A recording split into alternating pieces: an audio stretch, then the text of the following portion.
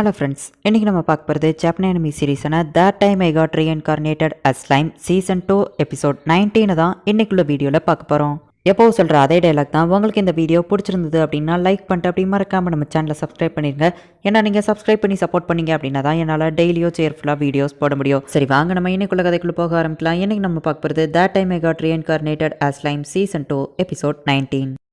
நம்ம ஹீரோ இப்போ அந்த ஃபாரஸ்ட்குள்ளே இருக்கிறான். ஆர்க் மாதிரியான ஒரு விஷயத்தை எடுத்து அதுக்குள்ளே அந்த ட்ரெயினியை போக வச்சு அவனோட மேஜிக்கையும் அதுக்குள்ளே யூஸ் பண்ணுறான். இப்போ அந்த ஆர்பை ட்ரையாஸ் அப்படிங்கிற ட்ரெயினியோட ஒரிஜினல் பாடியான அந்த மரத்தால் செஞ்ச ஒரு பொம்மைக்குள்ளே அனுப்பி வைக்கிறான். ட்ரெயினி இதுக்கப்புறமா ஸ்பிரிச்சுவலாக இல்லாமல் அவளுக்கு ஃபிசிக்கல் பாடி ஒன்று இருக்கிற மாதிரி நம்ம ஹீரோ இப்போ கிரியேட் பண்ணி வச்சிருக்கான். நான் இப்போ ட்ரையாஸா எவல்வேஷன் ஆகிட்டேன், ரொம்ப தேங்க்ஸ் லார்ட் ரீமரோ அப்படின்னு சொல்லி ட்ரெயினி சொல்லுவோம். அப்படின்னா இதுக்கப்புறம் நீ ஃப்ரீயாக எங்கே வேணா போகலாமா, உன்னால இந்த ஃபாரஸ்ட்குள்ளே இருந்து வெளியே போக முடியுமா அப்படின்னு சொல்லி ராமிரஸ் கேட்கவும், நம்மளோட பிளானே அதுதான். ஒருவேளை பர்கஸ்குள்ள ட்ரெயினியால் வர முடியலைன்னா அதுக்காக தான் நம்ம இதை பண்ணதே. ஏன்னா பர்கஸ் வர ஒரு டிமென்ஷனல் ஸ்பேஸ்ல இருக்கும், எதுக்கும் நம்ம ஜாக்கிரதையா இருக்கணும் அப்படின்னு நம்ம ஹீரோ சொல்றா. இப்போ எல்லாருமே பர்கஸ்க்கு கிளம்ப தயாராகிறாங்க. கிளைமனோட ஆர்மி இன்னைக்கு நைட் இங்க வந்துருவாங்க, அப்ப நாங்க அவங்கள அட்டாக் பண்றோம் அப்படின்னு பெனிமாரு சொல்றான். எங்களோட லேண்ட்ல நான் சண்டை போடுறதுக்கு ரொம்ப ஆர்வமா இருக்கேன் அப்படின்னு சொல்லி கெல்ட் சொல்றான். கிளைமன் இதை ஆரம்பிச்சு வச்ச இடத்துல தான் அவனோட முடிவோ இருக்கு அப்படின்னு நம்ம ஹீரோ சொல்றான். பெனிமாரு எதுக்கோ ஜாக்கிரதையா இரு அப்படின்னு நம்ம ஹீரோ சொல்லுவோம். கவலையே படாதீங்க, என்கிட்ட பாண்ட் லீடர்ங்கிற புது ஸ்கில் இருக்கு, இதை வச்சு எதிரிங்க என்னென்ன மூவ் பண்ண போறாங்கிறது எனக்கு முன்னாடியே தெரிஞ்சிடும். என்னோட பிளான் படி இன்னைக்கு நைட்டு கிளைமனோட கேஜுவல் அட்டாக் பண்ணா கூட கரெக்டா தான் இருக்கும், ஏன்னா அவன் பர்கஸ் வந்திருப்பான், இதுதான் சரியான டைம் அப்படின்னு பெனிமாரு சொல்லவும், பிரதர் அது ரொம்பவும் ஆபத்தானது, அந்த கிளைமன் வேற மைண்ட் கண்ட்ரோல் பண்றவன் அப்படின்னு சொல்லி ஷோனா சொல்லவும், அதெல்லாம் நான் பாத்துக்கிட்டுதான் பெனிமாரு சொல்றான்.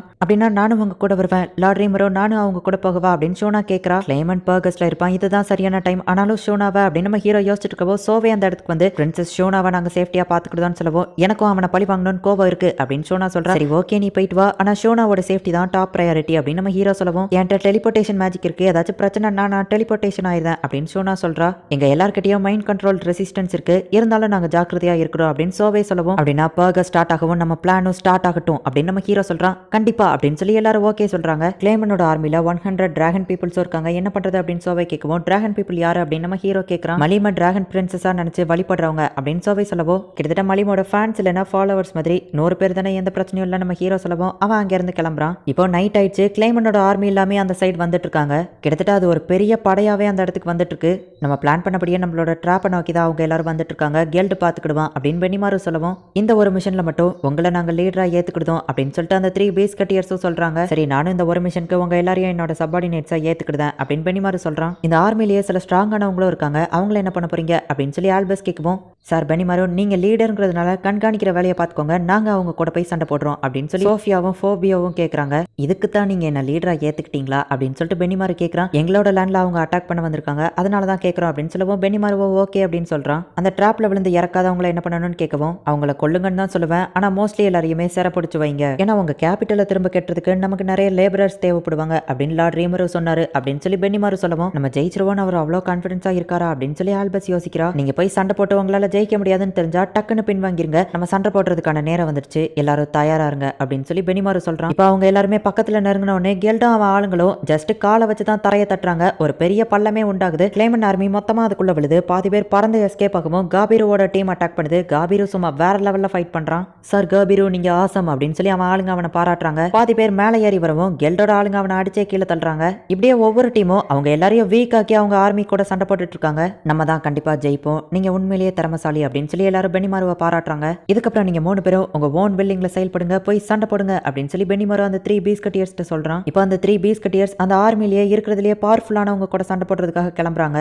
இது கொஞ்சம் ரொம்பவோ டஃபா இருக்கும் அப்படின்னு சோஃபியா சொல்லவும், நாங்க எல்லாத்துக்கும் தயாராக தான் வந்திருக்கோம் அப்படின்னு காபிரோ சொல்றான். நம்ம ஆளுங்க எல்லாருமே தோத்து போய்கிட்டு தான் இருக்காங்க அப்படின்னு சொல்லிட்டு அந்த மிட்ரே கிட்ட ஹெர்மிஸ் அப்படிங்கிறப்ப ரிப்போர்ட் பண்ணிட்டு இருக்கான். இந்த கிளைமன் ரொம்பவோ வீக்கான ஆளுங்களை அனுப்பி வச்சிருக்கான் அப்படின்னு சொல்லி மிட்ரே டென்ஷன் ஆகவும், நம்ம ஆளுங்க ஒன்று வீக் இல்ல, எதிரியோட லீடர் ரொம்பவோ ஸ்ட்ராங்கா புத்திசாலித்தனமா செயல்படுறான். தனியால சண்டை போட்டா ஈஸியா ஜெயிச்சிடலாம், ஆனா ஒரு வார்னு வரும்போது லீடர்ஷிப்பை பொறுத்து தான் அந்த டீமே வின் பண்ணும் அப்படின்னு ஹெர்மிஸ் சொல்லி தருவோம். எனக்கு தெரிஞ்சதையே நீ திரும்ப சொல்லி கொடுக்காத, நம்மளை நோக்கி வந்துட்டு இருக்க அந்த சோஃபியாக்கு நம்ம யாருன்னு காட்டுவோம் அப்படின்னு சொல்லி மிட்ரே சொல்றான். சரின்னு ஹெர்மிஸோ ஃபைட் பண்றதுக்கு ரெடியா இருக்கிறான். எங்க ஃபோபியோ காட்டுக்குள்ள ஓடி போய் அந்த 2 கிளவுன் ஃபேஸை தடுக்கிறான். என்ன ஞாபகம் இருக்கா அப்படின்னு சொல்லி கேட்கவும், ஓ அந்த மலியம் கையால் ஆடி வாங்கின முட்டாள் நீ தானே, அப்படி இல்லைன்னா எங்க பிளான்ல ட்ராப் ஆகி விழுந்த முட்டாள்னு சொல்லவா அப்படின்னு சொல்லி ஃபோபியாவை கலாய்க்கிறாங்க. நீங்க எனக்கு செஞ்ச விஷயத்துக்கு நான் உங்களை கொல்லாம விட மாட்டேன் அப்படின்னு சொல்லி ஃபோபியோ டென்ஷன் ஆகவும், ஆமா இவன் முட்டாள்தனமா இருந்து ஏமாந்ததுக்கு நம்ம மேல எதுக்காக கொலவெறியில இருக்கான் அப்படின்னு சொல்லி திரும்பவும் அவனை கலாய்க்கிறாங்க. நல்லது, அட்லீஸ்ட் நான் உங்களை கொல்றதுக்கு காரணம் உங்களுக்கு தெரிஞ்சிருக்கே அப்படின்னு சொல்லிட்டு சட்டன ஃபோபியா வந்து அவங்கள அட்டாக் பண்றான். ஆனாலுமே அந்த கிளவுன் ஃபேஸ் ரெண்டும் தப்பிக்கிறாங்க. பின்னாடியே கெல்ட் வந்து அட்டாக் பண்றான். என்னைய உனக்கு ஞாபகம் இருக்கா அப்படின்னு கெல்ட் கேட்கவும், நீ அந்த ஆர்க் ஜெனரலா இருந்தவன் தானே அப்படின்னு சொல்லி அந்த ஃபுட்மேன் சொல்றான். சார் பென்னிமார் தான் என்ன அனுப்பி வச்சாரு அப்படின்னு கெல்ட் ஃபோபியோ கிட்ட சொல்றான். சார் அந்த 3 பீஸ் கட்டியர்ஸ்ல 2 பேர் நம்ம ஆர்மி கூட சண்டை போட்டுட்டு இருக்கதா ரிப்போர்ட் வந்திருக்கு அப்படின்னு சொல்லி ஒருத்தன் யாம்சா கிட்ட வந்து ரிப்போர்ட் பண்றான். நான் மட்டும் இதுல தோத்துட்டா கிளைமன் கண்டிப்பா என்ன உயிரோட விட மாட்டான். சோ இந்த வார்ல நான் உயிரோட இருக்கிறத விட நான் ஜெயிக்கிறது ரொம்பவும் முக்கியம் அப்படின்னு சொல்லி யாம்சா நினைக்கிறான். நான் போய் ஆடல்மனை கூட்டிட்டு வரேன் அப்படின்னு யாம்சா சொல்லுவோம். ஆனா அவர் இருக்கிற இடத்துல இருந்து இப்போ அவரால் வர முடியாது அப்படின்னு சொல்லி கூட இருக்கிறவன் கேட்கவும், அவனால இறந்து போனவங்களை சமன் பண்ண முடியும், நமக்கு இப்போ இருக்கிற ஒரே ஆப்ஷன் அவன் தான் அப்படின்னு சொல்லி யாம்சா அங்க இருந்து போறான். அந்த ஃபிங்கர்ஸ் எல்லாருக்கும் நான் தான் ஹெட்டா இருக்கணும் அப்படின்னு சொல்லிட்டு இப்போ அவன் டெலிபோர்டேஷன் மேஜிக்கை யூஸ் பண்ணுதான். ஆனா அது பிரேக் ஆகுது. எதிரி ஆளுங்க கிட்டக்க நெருங்கிட்டாங்க அப்படின்னு அவன் சொல்லலான்னு போய் பார்த்தா இப்போ தானே பார்த்தா அதுக்குள்ள இறந்து போய் கிடக்குறாங்களே அப்படின்னு சொல்லி அவன் ஷாக் ஆகுறான். ஆல்பஸ் அந்த இடத்துல அவன் ஆளுங்க எல்லாரையும் கொன்னுட்டு இருக்கா. இது எல்லாத்துக்கும் காரணம் அப்போ நீ தானா, நான் உன்னை சும்மா விட மாட்டேன். கேரியனோட 3 பீஸ் கட்டியர்ஸில் இருக்கிற ஆல்பஸ் நீ என் கூட ஃபைட் பண்ணுறதுக்கு தயாரா அப்படின்னு சொல்லி அவன் கேட்கவும், கிளேமனோட மிடில் ஃபிங்கராக இருக்கிற யாம்சா நான் அவன் கூட சண்டை போட தயார், இன்னைக்கு உனக்கு நான் காமிக்கிறேன் கேரியன் தான் கிளேமனை விட சிறந்தவர்னு அப்படின்னு சொல்லி அவள் சண்டைக்கு தயாராகிறா. இப்போ 2 பேருமே சும்மா வேற லெவலில் ஃபைட் பண்ணுறாங்க. 2 பேருமே ஈக்குவலாக தான் இருக்கிறாங்க. அப்போ ஆல்பஸ்க்கு பின்னாடியில இருந்து டக்குன்னு ஒரு 4 பேர் வந்து அவளை அட்டாக் பண்ண வரவும் ஈஸியாக அவள் அதை தடுக்கிறா. அந்த சான்ஸை பயன்படுத்தி ஆல்பஸ்க்கு பின்னாடி வந்து யாம்சா அட்டாக் பண்ணுவோம். ஜஸ்ட் மிஸ்ல காப்டா வந்து அவளை காப்பாத்துறான். கோல மாதிரி பின்னாடி வந்து அட்டாக் பண்ணுதியே உனக்கு வெக்கமல்ல, இந்த மாதிரி ஏதாச்சும் நடக்கும்னு தெரிஞ்சுதான் நாங்க வந்திருக்கோம் அப்படின்னு சொல்லி காப்டா சொல்றான். ஆல்பஸோட ஷேடோக்குள்ள இருந்து இப்போ காப்டாவோட டீம் வராங்க. இந்த மாதிரி ஏதாச்சும் நடக்கும்னு தெரிஞ்சுதான் சார் பென்னிமார் உங்க கூட போக சொன்னாரு அப்படின்னு காப்டா பேசிட்டு இருக்கும்போதே அவன் அட்டாக் பண்ணுவோம். காப்டா ஈஸியா அதை தடுக்கிறான். என் ஐஸ் மேஜிக்கே அவன் தடுக்கிறானா அப்படின்னு சொல்லி யாம்சா ஷாக் ஆகுறான். மேஜிக்கா இருக்கு போய் நான் ஈஸியா தடுத்துட்டேன், இதை ஸ்வாட் வச்சு சண்டை போட்டா அவ்வளவுதான் அப்படின்னு காப்டா நினைச்சிட்டு இருக்கும்போதே பார்த்தா டக்குன்னு வந்துட்டு அவனை அட்டாக் பண்ணுவோம். ஜஸ்ட் மிஸ்ல காப்டா தப்பிக்கிறான். 1-on-1 ஃபைட்ல கோல மாதிரி நீ தான் ஆளுங்களை கூட்டிட்டு வந்திருக்க அப்படின்னு சொல்லி அவன் ஆல்பஸை பார்த்து சொல்லவும், இல்லை நான் ஜஸ்ட் ரெஃப்ரியாக தான் இங்கே வந்திருக்கேன். நல்லவளை இந்த ஐடியா நல்லா தான் இருக்குது, ஒரு வழியாக நான் சண்டை போட தேவையில்லை அப்படின்னு சொல்லி காப்டா மனசுக்குள்ளே நினச்சிட்டு வாங்க கைஸ் நம்ம போகலாம் அப்படின்னு சொல்லி அவங்க ஆளுங்களை கூட்டிகிட்டு போகிறான். கண்டிப்பாக என்னால் அவன் கூட சண்டை போட்டு ஜெயிக்க முடியாது அப்படின்னு சொல்லி காப்டா மனசுக்குள்ளே நினைக்கிறான். இப்போ அவங்க 2 பேருக்குமே ஃபைட் ஸ்டார்ட் ஆகுது. எந்த இடத்துல இந்த எபிசோட் முடியுது. அந்த ஐஸ் வார்டு வச்சிருக்கிற யாம்சா ஒன்றும் சாதாரணமான ஆள் இல்லை, அவன் ரொம்பவுமே ஸ்ட்ராங்கானவன். அவனுக்கும் ஆல்பஸ்க்கும் தான் அடுத்து ஃபைட் வரப்போது. என்ன நடக்க போகுது அப்படிங்கிறத நெக்ஸ்ட் எபிசோட் பார்த்து தெரிஞ்சுக்கோங்க. இதுக்கப்புறம் வரப்போகிற ஒவ்வொரு எபிசோடுமே ரொம்பவுமே சூப்பராக இருக்கும். ஸோ மிஸ் பண்ணாமல் பார்த்து என்ஜாய் பண்ணுங்கள். அண்ட் உங்களுக்கு இந்த வீடியோ பிடிச்சிருந்தது அப்படின்னா லைக் பண்ணிட்டு அப்படி மறக்காமல் நம்ம சேனலை சப்ஸ்கிரைப் பண்ணிடுங்க. தேங்க்யூ ஃபார் வாட்சிங்.